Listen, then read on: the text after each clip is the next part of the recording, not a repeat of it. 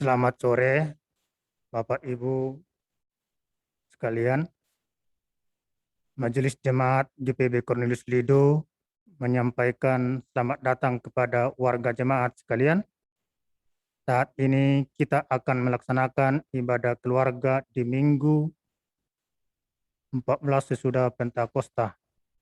Sebelum kita memulai ibadah ini, mari kita bersaat teduh sejenak.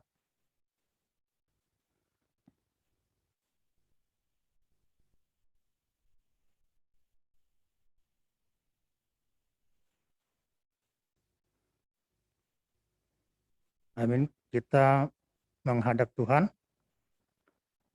Marilah berdiri untuk mengawali ibadah ini dengan memuji kebesaran kuasa Tuhan yang memerdekakan kita melalui nyanyian Kidung Jemaat nomor 7, bait 1 dan 2. Ya Tuhan, kami puji nama-Mu besar.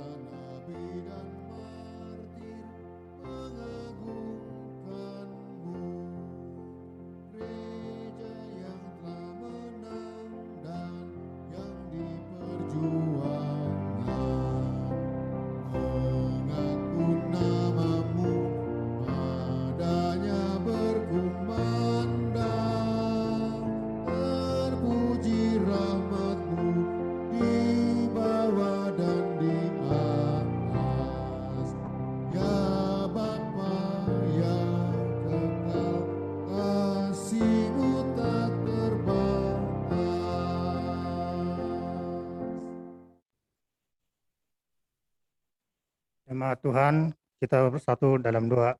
Kita berdoa. Bapa kami yang di surga, terima kasih atas penyertaan Tuhan dalam hidup kami di sepanjang hari-hari yang telah kami lalui sampai saat ini. Pada sore hari ini juga kami boleh kembali beribadah dan bersyukur pada Tuhan Yesus Kristus. Jemaat Cornelius di Gombong, baik yang di rumah, di tempat kerja, dimanapun kami berada saat ini lewat aplikasi Zoom. Biarlah diri kami Tuhan layakkan sehingga kami boleh diperkenankan menerima pengajaran Tuhan sore hari ini. Kiranya kami mendapatkan pengampunan Tuhan atas segala dosa-dosa kami, agar tidak menjadi penghalang turunnya berkat Tuhan bagi hidup kami. Dan jauhkanlah kami dari segala pencobaan di sepanjang peribadahan ini. Dalam nama Tuhan Yesus kami berdoa. Amin. Silakan duduk. Mazmur pujian pada sore hari ini terambil dari Mazmur pasal 27 ayat 1 sampai ke 6.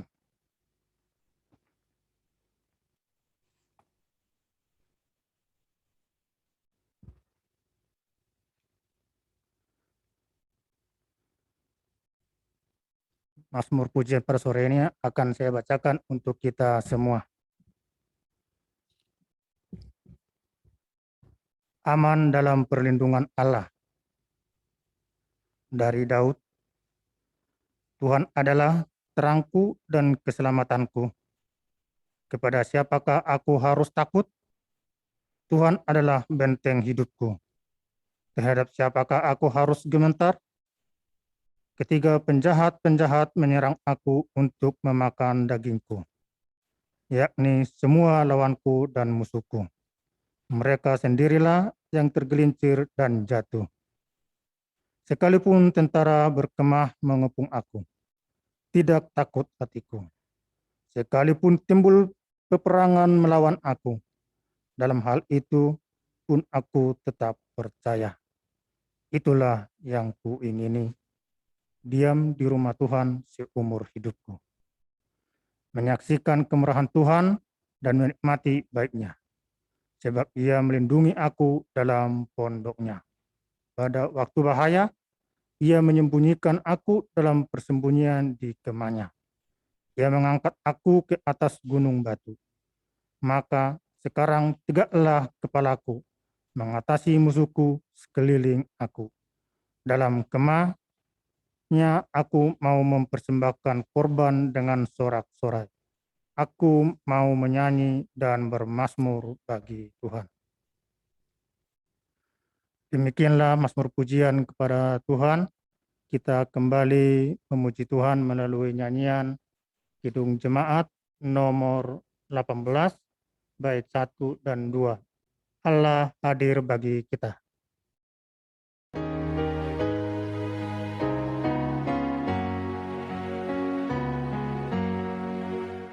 Allah hadir bagi kita dan hendak memberi berkat, melimpahkan kuasa Roh-Nya bagai hujan yang lebat.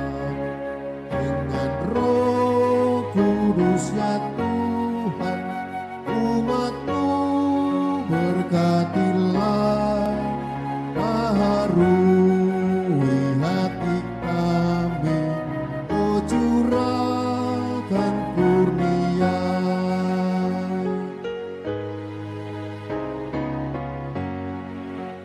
Allah hadir, sungguh hadir di jemaat-Nya yang kudus.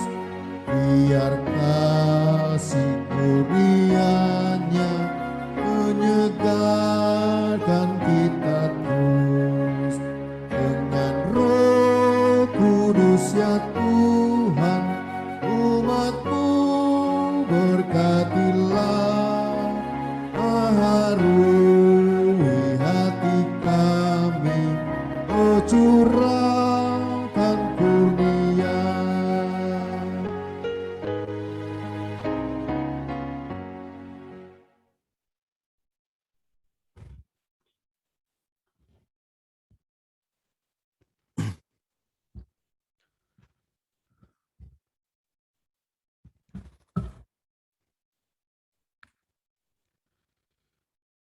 Bapak, Ibu, dan saudara-saudara yang dikasihi Tuhan, kita menyiapkan bacaan hari ini yang diambil dari kitab Nabi Mika pasal 7 ayat 14 sampai ayat yang ke-20. Sebelum kita membacanya, mari kita bersama untuk berdoa. Terpujilah Tuhan yang memberkati kami, sehingga di sore hari ini kami masih menjalani kehidupan kami. Saatnya kami datang untuk menghadap Tuhan dalam persekutuan ibadah ini. Kiranya Tuhan menolong kami, terlebih khusus di dalam pembacaan firman Tuhan dan perenungannya. mampukan kami untuk memahami kehendak Tuhan dalam kehidupan kami. Dalam nama Tuhan Yesus kami berdoa. Amin. Bapak Ibu Jemaat, mari berdiri. Pembacaan Alkitab saat ini diambil dari Mika pasal 7, yaitu pasalnya yang terakhir, ayat 14 hingga 20. Doa minta tindakan dan belas kasihan Allah. Gembalakanlah umatmu dengan tongkatmu, kambing domba milikmu sendiri, yang terpencil mendiami rimba di tengah-tengah kebun buah-buahan. Biarlah mereka makan rumput di Basan dan di Gilead seperti pada zaman dahulu kala. Seperti pada waktu engkau keluar dari Mesir, perlihatkanlah kepada kami keajaiban-keajaiban. Biarlah bangsa-bangsa melihatnya dan merasa malu atas segala keperkasaan mereka. Biarlah mereka menutup mulutnya dengan tangan dan telinganya menjadi tuli. Biarlah mereka menjilat debu seperti ular, seperti binatang menjalar di bumi. Biarlah mereka keluar dengan gemetar dari kuburnya dan datang kepada Tuhan Allah kami dengan gentar, dengan takut kepadamu. Siapakah Allah seperti engkau yang mengampuni dosa dan yang memaafkan pelanggaran dari sisa-sisa miliknya sendiri, yang tidak bertahan dalam murkanya untuk seterusnya, melainkan berkenan kepada kasih setia. Biarlah ia kembali menyayangi kita, menghapuskan kesalahan-kesalahan kita, dan melemparkan segala dosa kita ke dalam tubir-tubir laut. Kiranya engkau menunjukkan setiamu kepada Yakub dan kasih-Mu kepada Abraham, seperti yang telah kau janjikan dengan bersumpah kepada nenek moyang kami sejak zaman purbakala. Demikian pembacaan Alkitab, terpuji Tuhan, haleluya.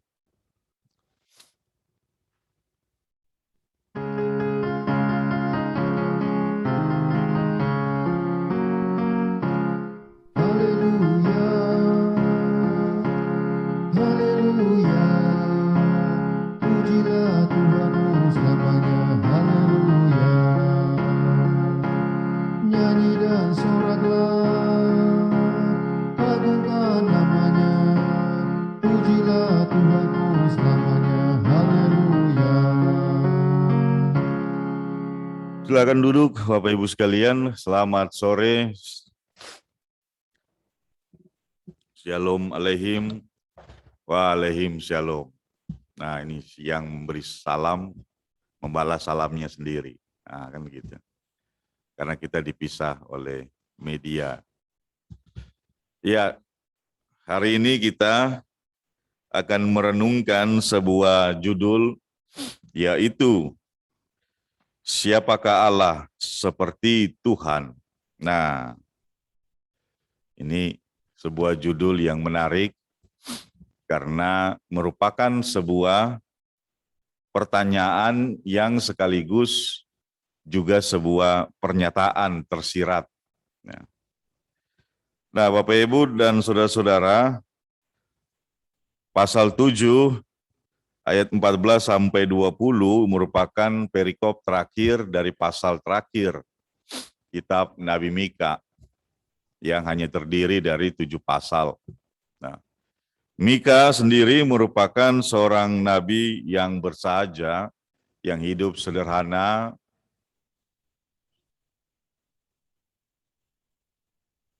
dan bergaul dengan orang-orang di kampung, yang selalu punya keberanian dalam mengkritisi pemerintahan bangsa pada masa itu.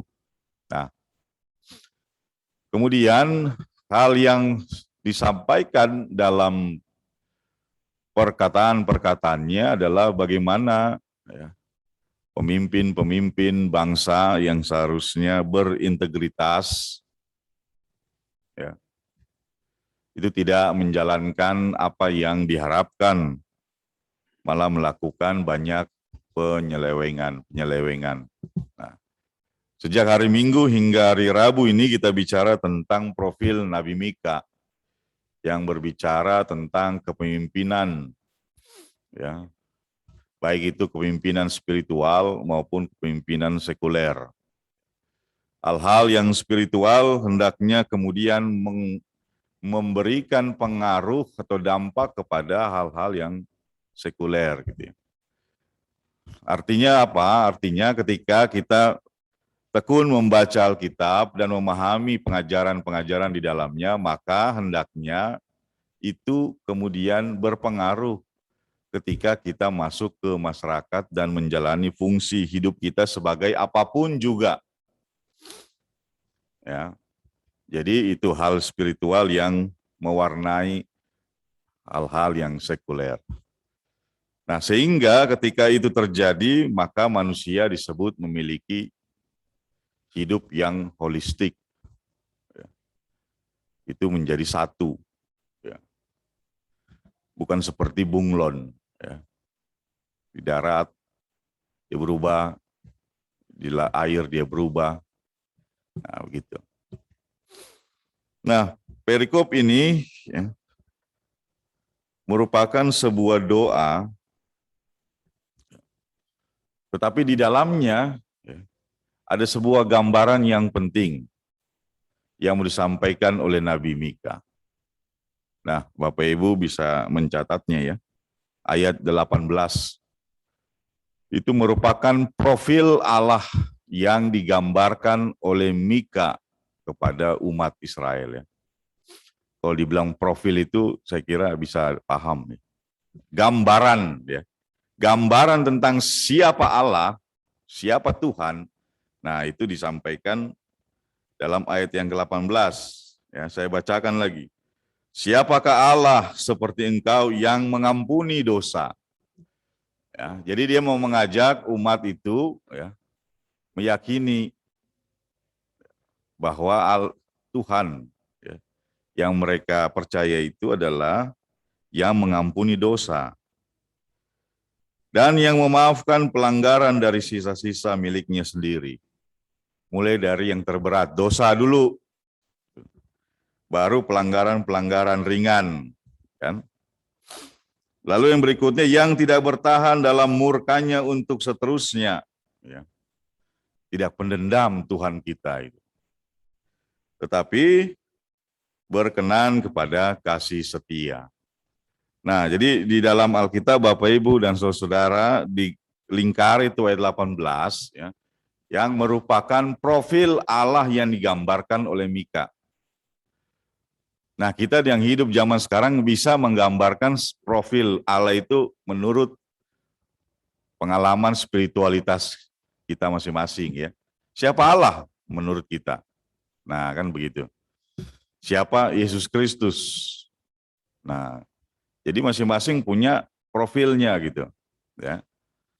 Kalau di kantor kan kita sudah diidentifikasi melalui profil, ya. Profil itu latar belakang pendidikannya, apa kemampuannya, bagaimana dia track record kehidupannya, kan, kelakuannya hari-hari, tipe manusianya ini kayak bagaimana, baik hati atau tidak, nah itu profil. Nah, jadi pengenalan kita kepada Tuhan Yesus Kristus itu diharapkan mampu membuat kita menggambarkan ya. Tuhan Yesus itu buat saya ini loh. Nah, sehingga ketika ditanya gitu, nah kita bisa memberikan jawaban gitu ya. Nah, ayat 18 sebuah pernyataan dengan gaya apa orang berpuisi ya. Siapakah Allah seperti engkau? Gitu, enggak ada. Orang Inggris bilang the one and only. Apa itu? Satu-satunya. Gitu. Enggak ada yang lain. Anda boleh cari Allah-Allah lain dan kasih sesembahan ke sana, tapi ketika ada pelanggaran maka tidak ada pengampunan. Yang ada adalah hukuman. Ya. Jadi kalau saya ingat pengalaman pelayanan saya di Kalimantan Barat itu ya, itu kan banyak melihat praktek-praktek, kalau bahasa orang kota itu praktek perdukunan, tapi mereka menyebutnya praktek pertabipan. Ya 11-12 lah begitulah. Ya. Jadi kalau sesajen-sesajennya itu salah atau kurang, misalnya beras kuning, ternyata dikasihnya beras putih, nah itu satu kampung itu kena akibatnya, gitu. Karena salah memberikan itu. Gitu. Dan tidak ada pernah ritual yang mengatakan bahwa dewa nenek moyang kita mengampuni kesalahan kita, nggak ada. Karena mereka pun tidak ada wewenang untuk mengampuni. Gitu. Mereka hanya menjalankan perintah, menerima sesajen. Nah, kalau ada kesalahan, dia hukum aja, dia nggak mau lihat-lihat lagi siapa. Nah, itu yang di zaman perjanjian lama ada dalam diri 12 ya, dewa-dewa atau malaikat pelindung suku-suku Israel. Nah, boleh salah karena nggak ada pengampunan. Nah, jadi yang bisa memberikan pengampunan dosa itu hanya Yahweh ini. Tuhan dengan huruf besar semua. Sementara yang lainnya nggak bisa. Nah, oleh karena itu pengertian pertama yang kita pegang seperti gambarannya oleh Nabi Mika, bahwa di antara semua sesembahan umat beragama, baik itu agama modern maupun agama suku, tidak ada yang bisa mengampuni dosa kecuali Tuhan yang diidentifikasikan sebagai Yahweh. Yang kemudian menghadirkan sosok di tengah-tengah dunia ini sebagai manusia yang disebut dengan Yesus Kristus Kurios. Yesus Kristus, Tuhan. Oleh karena itu siapa yang masuk gereja ada berita pengampunan dosa. Silakan cari deh di semua keyakinan dan kepercayaan. Nggak ada. Anda mau ngaku dosa, silakan aja. Tetapi yang namanya pengampunan dosa dalam nama Bapa dan Anak dan Roh Kudus, ya nggak ada, cuma di gereja aja. Kan begitu ceritanya. Ya. Jadi profil Allah yang mengampuni dosa, ya, itu kemudian diwariskan ya kepada orang-orang Kristen sekarang. Gitu. Jadi kedekatan kita dengan umat Yahudi bisa ditelusuri dari jalur itu, ya. Bahwa mereka juga meyakini dan mempercayai Tuhan yang mengampuni dosa. Sama seperti kita juga meyakini Tuhan yang mengampuni dosa. Makanya di gereja ada pengakuan dosa dan pengampunan dosa. Di tempat lain Anda cari aja, nggak ada.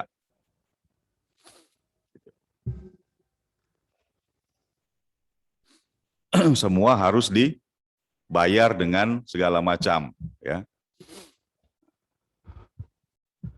Nah, begitu. Kemudian yang kedua, memaafkan pelanggaran-pelanggaran.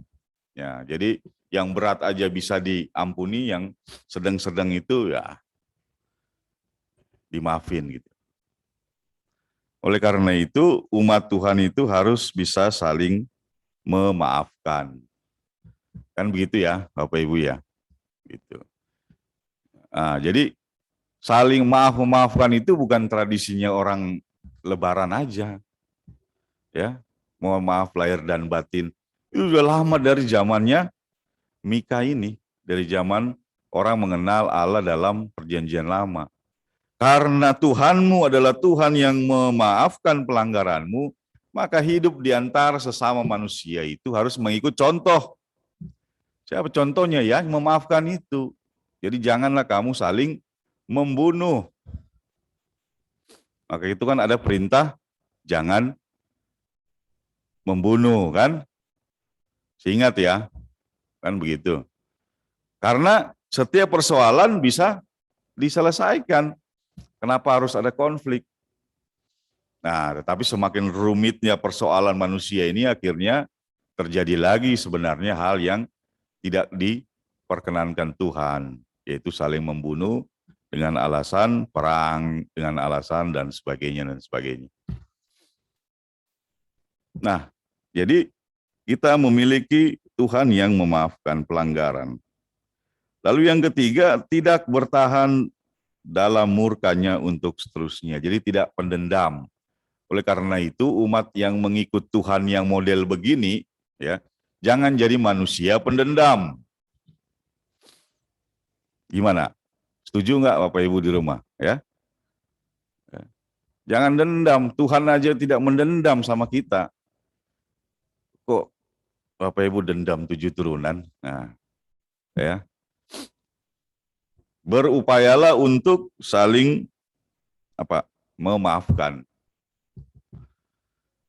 Ya, memaafkan orang itu lebih enak rasanya ketimbang kita menyimpan benci. Coba aja sendiri deh. Kalau kita memilih memaafkan orang, hati kan plong. Ya. Tapi kalau memilih tidak memaafkan dan membenci, nah simpan dalam hati kan, nah lama-lama kemudian apa? Biasanya mukanya timbul jerawat-jerawat. Tapi tidak semua orang yang berjerawat itu membenci, enggak. Tapi itu kata dokter juga begitu ya. Apa yang ada di dalam keluar hati. Ya. Wajahnya tidak ceria. Kenapa? Karena setiap ketemu orang dia ingat terus. Orang ini pernah jewer telingaku, ini orang ini pernah nyuri ayam aku, orang ini pernah. Dan tidak pernah mau melupakan dan memaafkan. Jadi dia ingat terus, makin banyak dia ingat. Akhirnya ketemu semua orang mukanya nggak bisa lagi tersenyum. Karena dianggap semua orang-orang ini penjahat, dia aja yang baik. Nah, itu penyakit yang muncul karena kita menyimpan terus-menerus kemarahan ya. Ya boleh marah, jangan lama-lama gitu ya. Masa iya marahnya hari ini misalnya, masa sampai tanggal 1 September 2022 enggak selesai-selesai itu urusan melewati Natal sama Paskah, tahun baru. Ya, begitu. Nah, kemudian yang keempat profilnya adalah berkenan kepada kasih setia. Jadi barang siapa hidupnya setia, maka Tuhan berkenan kepada orang itu. Setia dalam imannya, tidak menduakan Tuhannya.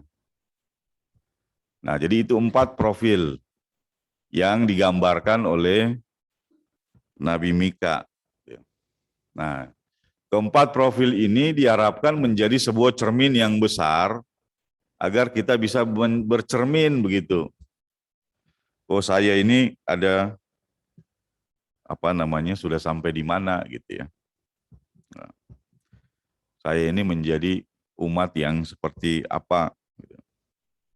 Nah, jadi di dalam doa untuk meminta belas kasihan Allah, Mika menggambarkan dengan begitu luar biasanya profil Allah yang dia kenal. Nah, ini juga akan berpengaruh kepada diri kita ketika kita mau berdoa, Bapak Ibu ya. Kalau kita nggak mengenal gambaran tentang Tuhan sedikit pun, kita mau berdoa yang bagaimana? Kita mau bawa persoalan kita itu kepada siapa? Nah, itu akan mengurangi keyakinan kita ketika berdoa. Apa benar Tuhan bisa menjawab doa saya? Karena kita yang nggak kenal profil Tuhan yang komplit, bukan Tuhannya apakah bisa apa enggak. Kan begitu. Ya, jadi yang harus diperlengkapi itu isi kepala kita tentang siapa Tuhan yang kita imani ini. Siapa Yesus Kristus yang kita anggap sebagai juru selamat ini. Kalau benar-benar paham, maka semua persoalan akan dibawa dalam doa karena kita yakin. Kita ke situ terus gitu loh. Sama kalau Bapak Ibu mau belanja, tahu warung yang harganya murah, kan ke situ terus.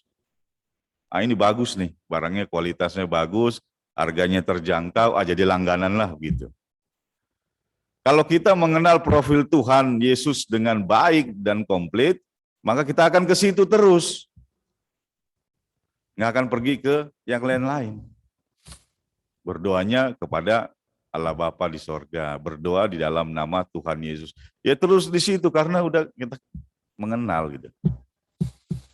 Orang Indonesia kan terkenal dengan peribahasanya ya, tak kenal maka tak sayang. Tapi apakah udah kenal berarti sayang? Nah, belum ada yang membuktikan gitu ya. Ya. Peribahasanya kan cuma berhenti sampai di situ. Tak kenal maka tak sayang. Kelanjutannya saya nggak tahu. Kalau sudah kenal, apakah berarti sayang? Ya enggak juga kan gitu. Tergantung ya, tergantung manusianya. Nah, jadi dalam membangun hubungan bersama secara spiritual dengan Tuhan kita, maka hal pertama adalah bagaimana kita mengenal ya, sosok yang mau kita datangi.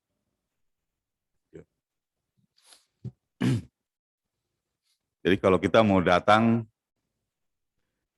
ke rumah seseorang, pasti kita sudah mencari tahu lah informasi. Ya.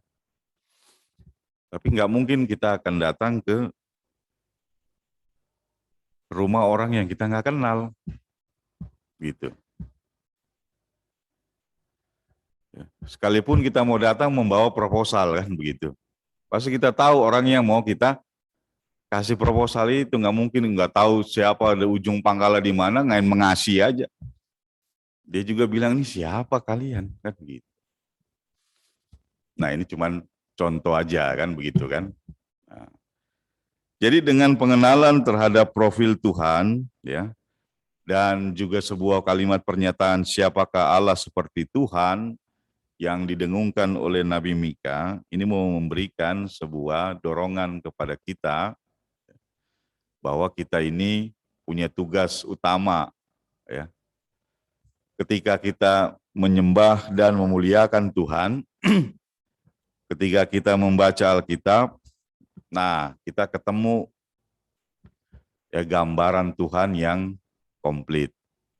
Nah harapannya kalau mulai baca Alkitab dari usia teruna ya, kalau usia PA kan hanya diajarin gitu, dengar ya. Mulai baca serius tuh dari usia teruna. Nah kalau bacanya rutin, tiba dia di usia PKLU, kira-kira punya gambaran Tuhan yang komplit apa enggak? Nah itu challenge-nya buat kita kan. Semakin banyak pengalamannya kan. Jadi ini pertanyaan buat warga PKLU sebenarnya. Ya. Nanti saya japri di grup PKLU ya. Mulai membaca Alkitab dari usia teruna, sudah sampai usia PKLU, gambaran tentang Tuhan itu yang bagaimana? Komplit apa enggak? Nah, nanti dijawab ya di grup PKLU ya. Kan harapannya, oh iya, kita kan sudah makan asam garam Pak Pendeta. Iya, nggak ada yang nyuruh makan asam garam kan gitu. Ya, udah punya pengalaman jam terbang tinggi, ya boleh-boleh aja. Nanti buktikan dengan sebuah coba pemetaan gitu. Nah, begitu juga yang PKP dan PKB kan begitu. Kalau baca Alkitab mulai usia teruna, ya sudah mulai matang lah itu buah kan begitu. Bisa memberikan sebuah penjelasan dengan argumentasi yang matang. Siapa Tuhan Yesus? Kenapa saya ikut Yesus? Kenapa saya tidak ikut kamu? Gitu. Nah itu kan sebuah proses yang menghasilkan buah.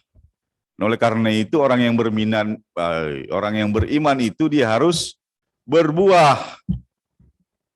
Apa buahnya? Yaitu pemahaman yang semakin baik. Yang ditanya siapa Yesus? Nggak bisa jawab. Kenapa dia disalib di Golgota? Nggak bisa jawab. Terus kamu ngapain ke gereja tiap hari Minggu? Nggak bisa jawab. Waduh. Ya. Nah ini kan repot namanya. Nah Bapak Ibu sekalian, jadi kalau mau komplit mengetahui gambaran-gambaran lainnya, baca Mika dari mulai pasal 1 sampai pasal 7. Ya, di dalam kitab Mika ini ada gambaran-gambaran yang merupakan sebuah pemahaman yang umum dalam perjanjian lama. Ya, seperti Allah yang mengampuni dosa, yang memaafkan pelanggaran, yang tidak bertahan dalam murkanya, yang berkenan kepada kasih setia. Nah, di pasal-pasal sebelumnya ada lagi, gitu ya. Jadi bacalah supaya mendapatkan sebuah gambaran yang lebih komplit. Dan suatu hari kelak ketika ada pertanyaan yang datang kepada diri kita, atau ketika kita mau mempertanyakan situasi kehidupan ini, maka gambaran tentang Tuhan Allah itu akan memberikan sebuah pengaruh yang akan menentukan ya, pikiran-pikiran yang positif atau dampak-dampak dalam kehidupan kita sehari-hari. Kan begitu. Jadi yang terakhir Bapak Ibu sekalian, ya, sambil kita terus berdoa, ya, meminta pertolongan daripada Tuhan, memohon kuasa Tuhan untuk menyelesaikan persoalan-persoalan diri kita, bahkan persoalan-persoalan bangsa-bangsa, maka mulailah sedikit demi sedikit mencoba mengenali gambaran yang disampaikan di dalam Alkitab tentang siapa Allah Bapa, siapa Yesus Kristus, siapa Roh Kudus. Karena Allah Tritunggal itulah dasar iman Kristen. Nggak ada dasar yang lainnya. Kita tidak bicara soal masalah kemanusiaan yang adil dan beradab. Itu di luar Kristen juga ada. Nilai-nilai humanisme. Ya. Kita tidak bicara tentang kesejahteraan sosial, karena di luar Kristen juga ada. Tetapi satu-satunya yang dibicarakan di dalam gereja dan kekristenan adalah Allah Tritunggal. Nah, nanti kalau saya kirimin video tentang itu di grup jemaat itu ya didengar. Karena saya sambil ngajarin anak katekesasi, saya mau ngajarin juga semua jemaat yang mungkin udah lupa kan, apa sih Allah Tritunggal? Gitu. Jangan salah sebut Allah Three in One nanti lagi, kan repot kan. Nah, dan kadang orang di kota nanti saking semangatnya ngomong, ya kita percaya kepada Allah Three in One. Waduh, ya. Perkataan lain tentang Allah Tritunggal itu adalah Trinitas, ya. Trinitas. Gitu. Tidak pernah ada Three in One dalam pengajaran Kristen. Jadi jangan mengarang-arang cerita, kan begitu ya. Mentang-mentang di jalan tol ada Three in One, kok sama dengan kita ya, gitu. Kita ini Tritunggal dan Trinitas, tidak ada Three in One. Nah, demikian gambaran tentang Tuhan, ya, yang dilukiskan oleh Nabi Mika, dan kepada Tuhan itulah kita diajak untuk datang dan memohon segala pertolongan dan berkat bagi kehidupan kita. Selamat sore, Tuhan memberkati Bapak Ibu sekalian. Amin.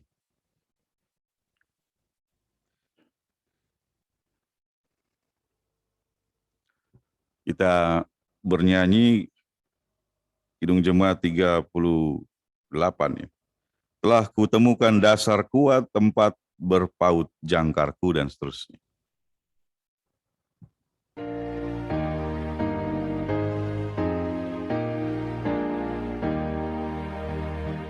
Aku temukan dasar kuat, tempat berpaut jangkarku. Kekal ya Bapa, Kau membuat putramu dasar yang teguh. Biarpun dunia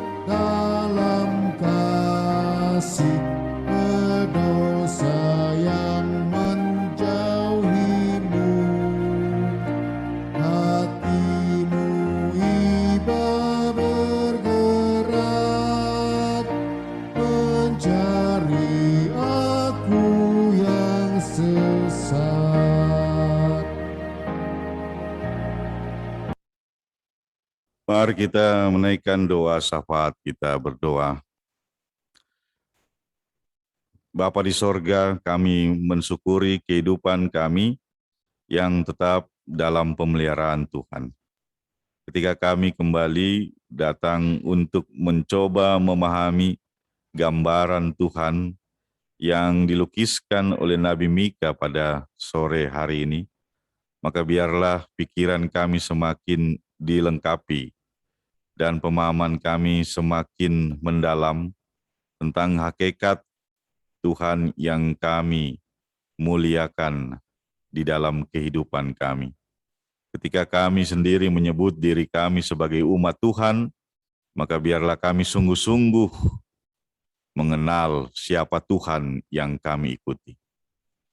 Ya Allah, Bapa di sorga, bersama dengan segenap orang percaya, maka kami juga ingin memegang kepercayaan bahwa Tuhan adalah Tuhan yang memiliki kuasa untuk mengampuni dosa, memiliki kuasa untuk memaafkan pelanggaran-pelanggaran manusia yang tidak mendendam untuk selama-lamanya dan yang berkenan kepada kasih setia.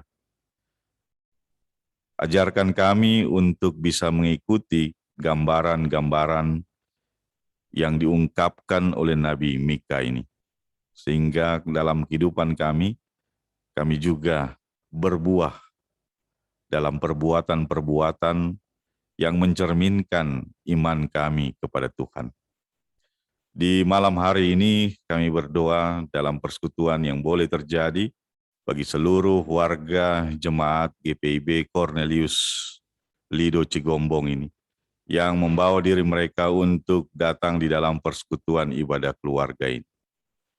Tuhan berkati dan lindungi senantiasa masing-masing keluarga dalam pergumulan-pergumulan sehari-hari, di dalam setiap pekerjaan dan aktivitas serta usaha yang harus dilakukan, maka kiranya roh Tuhan menyertai mereka semua, agar segala yang dilakukan, dikerjakan, dan diusahakan boleh mendatangkan berkat bagi kehidupan pribadi, keluarga, dan juga menjadi berkat bagi sesama manusia. Di dalam setiap hal yang menjadi perencanaan setiap keluarga, maka biarlah kami datang untuk membawanya di hadapan Tuhan. Rancangan-rancangan keluarga kami, rumah tangga kami, dengan segala macam kelemahan-kelemahannya, biarlah kami bawa di hadapan Tuhan untuk memohon. Kiranya Tuhan berkenan atas segala rencana kehidupan kami. Dan jikalau kami harus mewujudkannya di dalam waktu yang Tuhan anugerahkan, maka dampingi kami untuk menjalankannya, sehingga kami berada di jalan yang benar. Segala hal yang kami pikirkan, biarlah itu berbuah pada perbuatan-perbuatan yang penuh dengan kebaikan. Segala pergumulan-pergumulan kami, ya Tuhan, berkait dengan spiritualitas. Ajarkan kami untuk tidak melupakan persekutuan bersama dengan Tuhan. Biarlah roh Tuhan yang berbicara di dalam diri kami masing-masing untuk selalu mengingat apa yang menjadi kewajiban dan sekaligus panggilan iman kami sebagai umat. Ya Allah, Bapa di sorga, juga dalam kehidupan sehari-hari, biarlah Tuhan memampukan kami untuk menjadikan kami sebagai garam dan terang bagi dunia yang di dalamnya kami ada dan berkarya.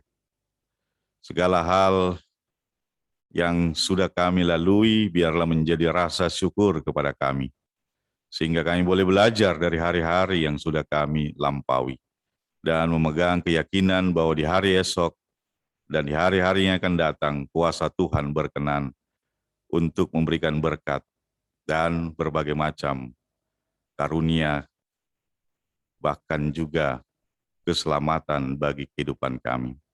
Sore hari ini kami berdoa untuk warga jemaat yang sedang bergumul dengan berbagai macam sakit penyakitnya. Kiranya roh Tuhan menolong dan kuasa Tuhan memakai setiap umat manusia di tengah-tengah kehidupannya untuk menjadi saluran berkat pemulihan dan kesehatan.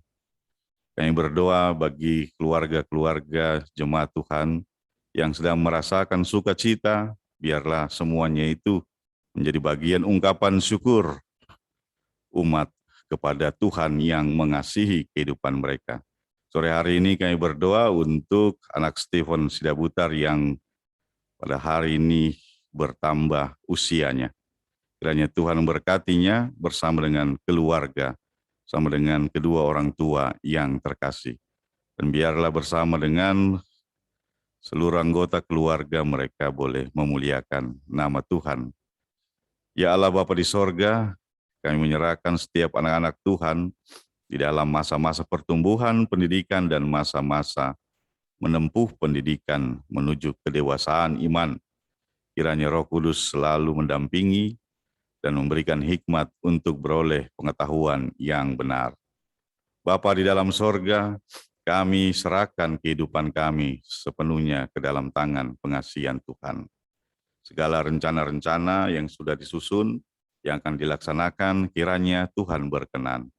Secara khusus kami berdoa ketika hari ini panitia renovasi pastori sudah memulai pembongkaran pastori untuk direhab. Kiranya Roh Tuhan menyertai mereka semua untuk melaksanakan tugas yang mulia ini, hanya untuk kehormatan dan kemuliaan nama Tuhan. Segala kebutuhan dana yang masih kurang, kami hanya datang kepada Tuhan, memohon berkat-berkat Tuhan melalui setiap orang yang bisa Tuhan pakai menjadi saluran berkat. Dan segala rancangan untuk proses penyelesaiannya, biarlah kami semua boleh saling menopang untuk menyelesaikannya tepat pada waktunya. Ya Allah Bapa di sorga, segala rancangan peribadahan yang sudah disusun 1 minggu ke depan, kiranya Tuhan berkenan atas apa yang sudah kami rencanakan. Berkati setiap penatua diaken, berkati para pengurus dan pelayan Pelkat, dan berkati semua warga jemaat. Inilah doa syukur dan permohonan kami yang kami panjatkan melalui Yesus Kristus, Juru Selamat dunia, yang telah mengajar kami berdoa Bapa kami. Bapa kami yang di sorga, dikuduskanlah namamu, datanglah kerajaanmu, jadilah kehendak-Mu di bumi seperti di sorga. Berilah kami pada hari ini makanan kami yang secukupnya, dan ampunilah kami akan kesalahan kami, seperti kami juga mengampuni orang yang bersalah kepada kami.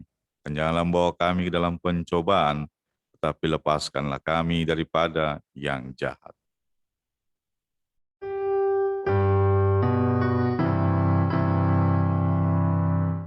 Karena Engkaulah yang punya kerajaan dan kuasa dan kemuliaan sampai selama-lamanya. Amin.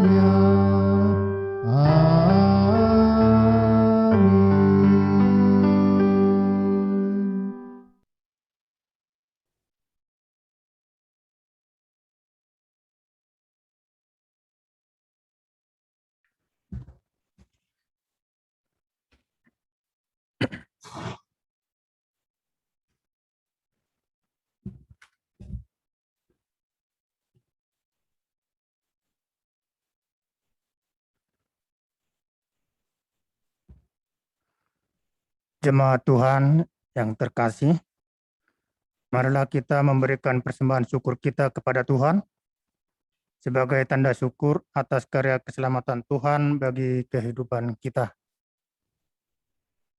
Tuhan memberkati persembahan saudara. Sebelum memberikan persembahan kita memuji Tuhan melalui nyanyian dari Kidung Jemaat 302, bait 1 dan 2 dan 3. Kuberi persembahan.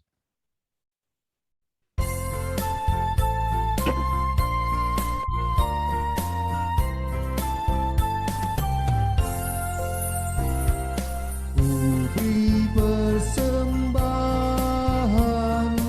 pada Tuhanku sambil puji Yesus Juru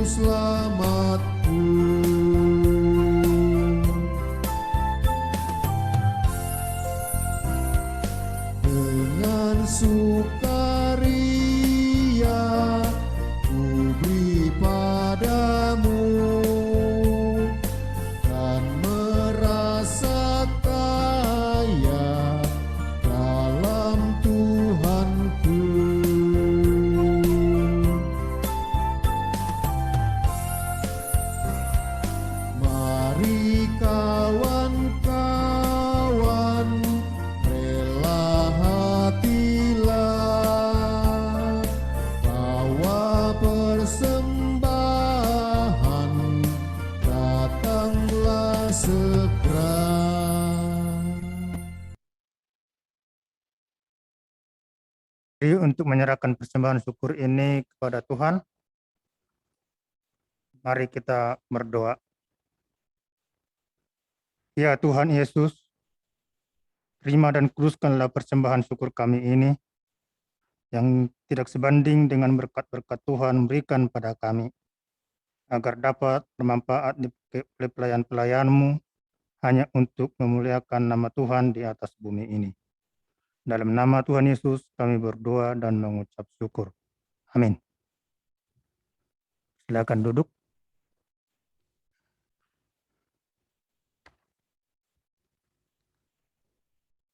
Warta jemaat pada sore hari ini.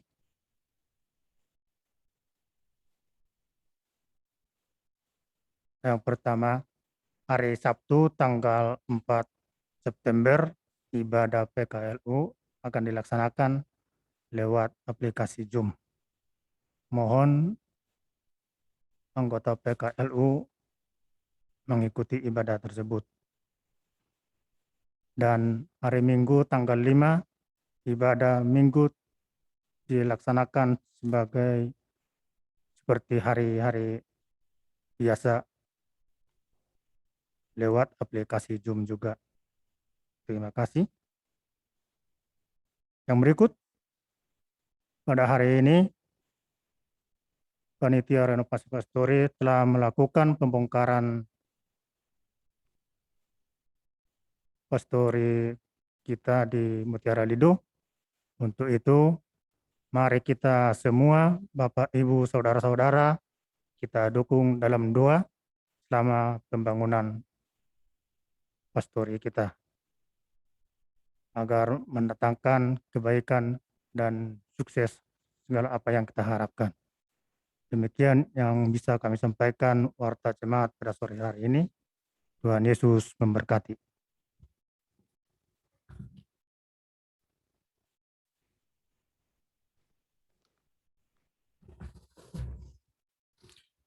Ya, sedikit menambahkan dulu bahwa di bulan September, apakah minggu pertama atau minggu kedua nanti, akan dilaksanakan peralihan dari Pelkat PA ke Pelkat PT secara daring, ya, semi daring gitu, ya gabungan lah gitulah.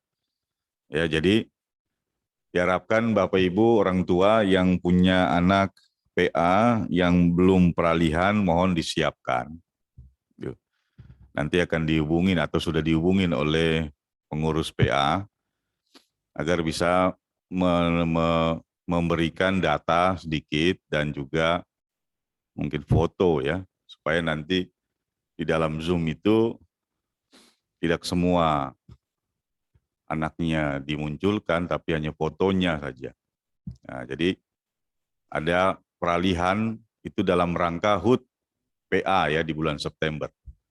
HUT PA, HUT Pelkat PA Sinodal. Jadi kita mengadakan peralihan dari PA menuju PT gitu. Jadi para orang tua tolong siapkan data anaknya yang belum beralih ke PT. Begitu tambahannya untuk menjadi perhatian yang serius. Demikian yang ingin disampaikan. Nah, Bapak Ibu sekalian, sebagai umat Tuhan yang telah menerima pengajaran dari Tuhan, maka marilah kita kembali dalam kehidupan kita untuk melakukan firman Tuhan. Silakan berdiri.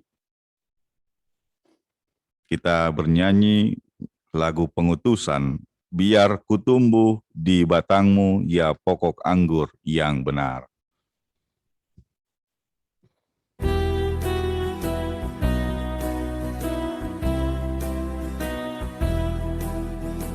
Biar ku tumbuh di batangmu, ya pohon anggur yang benar, supaya kau hidup dan dapat menjadi ranting yang segar.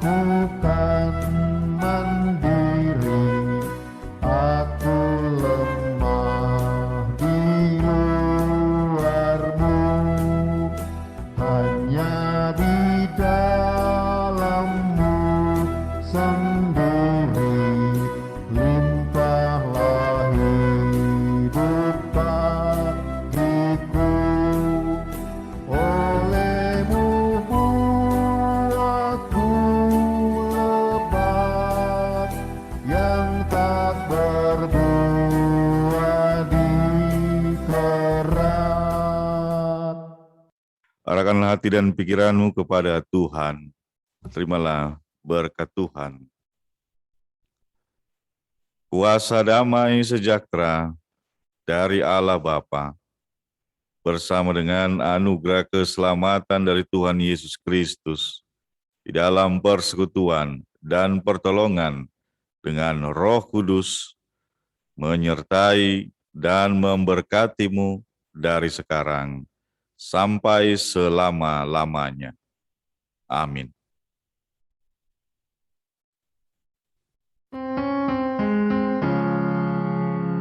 Amin, haleluya. Amin, haleluya.